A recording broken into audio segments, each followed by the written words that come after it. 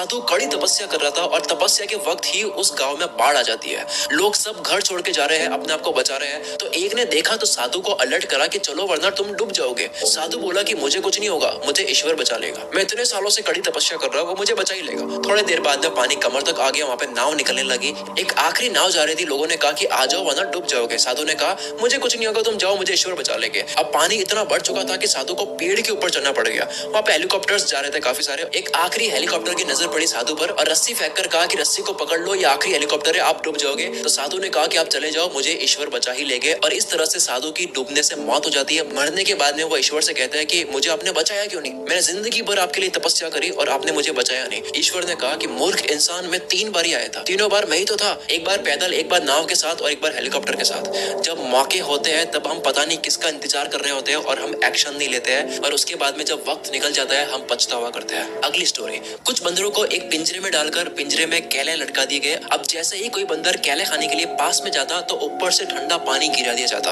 पानी गिरने की वजह से सारे बंदर गीले हो जाते। अब क्योंकि कोई भी बंदर केले के पास जाता तो ठंडा पानी गिरा दिया जाता, तो उन्होंने नियम बना लिया कि कोई भी बंदर अगर केले के पास में गया तो उसकी धुलाई होगी। कुछ दिन बाद एक पुराने बंदर को निकाल करके एक नए बंदर को उस पिंजरे में डाल दिया। नए बंदर ने केले देखे, पास जाने लगा, उसको पता ही नहीं क्या होगा। केले के पास जाते ही बंदरों ने उसकी धुलाई कर दी। नया बंदर समझ ही नहीं पाया कि मेरी धुलाई हो क्यों रही है। फिर से एक और पुराना बंदर निकाल करके एक नया बंदर उसमें डाल दिया गया।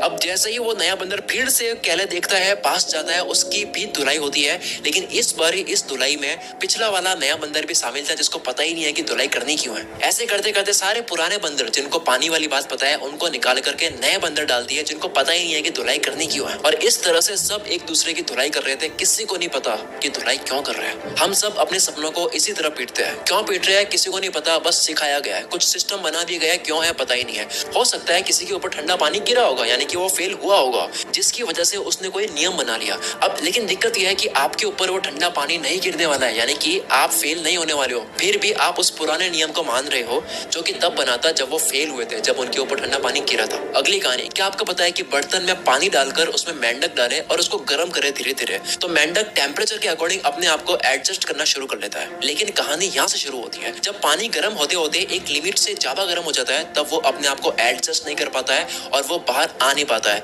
क्योंकि उसके कूदने की एनर्जी खत्म हो चुकी है। वो घायल हो चुका है बहुत ज्यादा गर्म हो जाने की वजह से। उसने अपने सारी एनर्जी शुरू में ही अपने आप को एडजस्ट करने में दे दी। वो चाहता तो एक छलांग से उसी टाइम बाहर आ सकता था और आखिर में वो मर जाता है।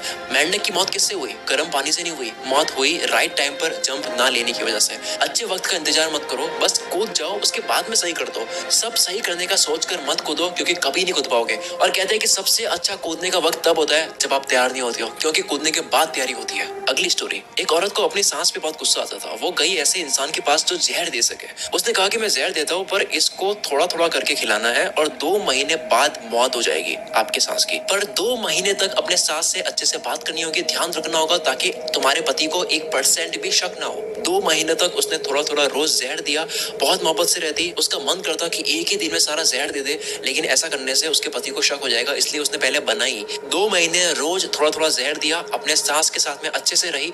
2 महीने होने ही वाले थे। वो जहर देने वाले के पास में गई और बोली कि कुछ ऐसा कर दो कि उनकी मौत ना हो, क्योंकि अब मुझे उनसे प्यार हो गया है, मुझे उनमें कोई कमी नहीं नजर आती है। दोस्तों, हर इंसान अच्छा लगने लग जाता है जब उनसे बनाने की कोशिश करता है। अगली स्टोरी। एक शूज के बिजनेस ओनर ने 2 लोगों को फ्रेशर पर लगाया और काम दिया कि जो इस काम को करेगा उसकी नौकरी रहेगी, बाकी दूसरा फायर हो जाएगा। दोनों को एक ही जगह एक आइलैंड पे भेज दिया और कहा कि जाके पता करो कि वहाँ पे हम कितने शूज बेच सकते हैं, क्या वहाँ पे बहुत बड़ी शॉप बन सकती है या नहीं। वहाँ जाने के बाद में देखा कि लोग जूते पहनते ही नहीं है। तो एक ने बॉस को मेल करा कि सर यहाँ पे तो लोग जूते पहनते नहीं है, हम बिजनेस यहाँ पे नहीं कर सकते। और दूसरे वाले ने मेल करा कि सर यहाँ पे तो लोग जूते पहनते नहीं है, ये तो अपॉर्चुनिटी है। इसका मतलब ये है कि हम करोड़ों में कमाने वाले हैं, क्योंकि यहाँ किसी ने अब तक शूज पहनने स्टार्ट करे ही नहीं है, यानी कि सबको शूज खरीदने की जरूरत है। पॉजिटिव साइड देखने वाले की जॉब लग गई और दूसरा जो कहता था कि यहाँ पे शूज नहीं बेच सकते उसको फायर कर दिया। कोई भी कमी होती है उसको अपने फायदे में इस्तेमाल करो, वहाँ पे परेशान मत हो। अगली स्टोरी। एक ऊंट का बच्चा अपनी माँ से कहता है कि हमारी कमर पर एक कुबड़ क्यों होती है, तो जवाब में मिला कि रेगिस्तान में पानी की कमी होती है तो पानी को स्टोर हम कर सकते हैं। अगला सवाल करा कि हमारे पैर जो है वो फैले हुए की होती है? तो माँ ने जवाब दिया कि ताकि रेगिस्तान पर अच्छे से चल सके। फिर सवाल करा कि हमारी आंखों की पलकें इतनी मोटी और बड़ी क्यों है? तो जवाब में मिला कि रेगिस्तान में तेज हवा में उड़ रही मिट्टी से बचने के लिए। ऊंट का बच्चा बहुत टाइम तक सोचने के बाद में बोलता है, हम अगर रेगिस्तान के लिए बने हैं, हमारी ताकत ही रेगिस्तान में रहने के लिए है, तो हम ये जू में क्या कर रहे हैं? हर इंसान की अपनी शक्ति होती है और उसका मैदान होता है। आपको वही करना चाहिए जो आपके लिए सही है। अगली स्टोरी।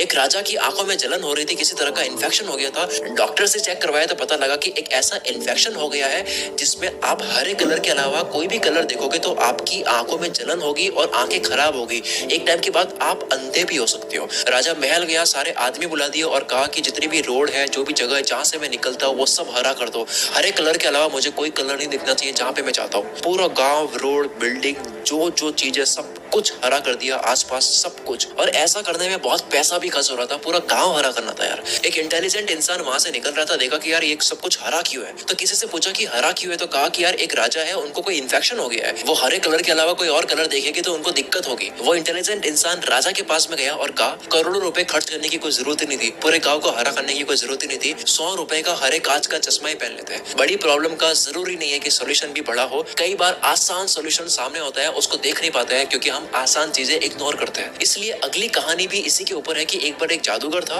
वो कोई भी लॉक खोल सकता था, कोई भी ताला वो तार को मोड़ करके खोल सकता था। एक होशियार इंसान ने इस जादूगर को चैलेंज दिया कि इस जेल में जाओ और अब लॉक को खोल कर दिखाओ। उसने बहुत ट्राई करा लेकिन वो खोल नहीं पाया, उसने हार मान ली।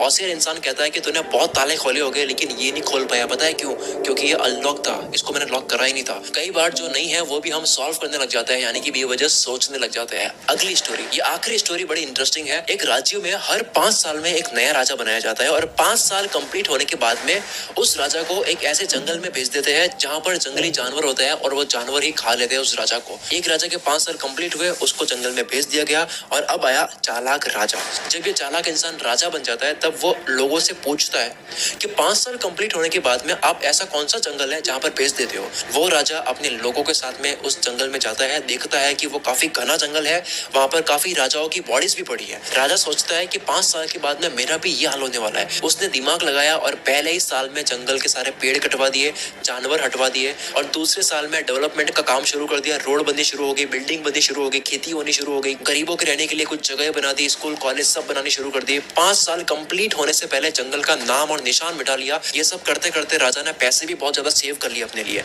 5 साल जैसे ही कंप्लीट हुए, राजा बोलता है कि मुझे भेज दो जहाँ पर आप भेजते हो हर भरे। राजा को बोट में बैठाया जाता है क्योंकि जंगल का रास्ता नदी से आता है। तो बोट में बैठने से पहले वो काफी खुश होता है। लोग पूछते हैं कि आप इतने खुश क्यों? तो वो बोला कि हर राजा आता है, 5 साल राज करता है, मस्त रहता है राज करने में, और 5 साल बाद जंगल में जाता है। मैंने 5 साल केवल राज नहीं करा, मैंने कड़ी मेहनत से घने जंगल को शहर बना दिया।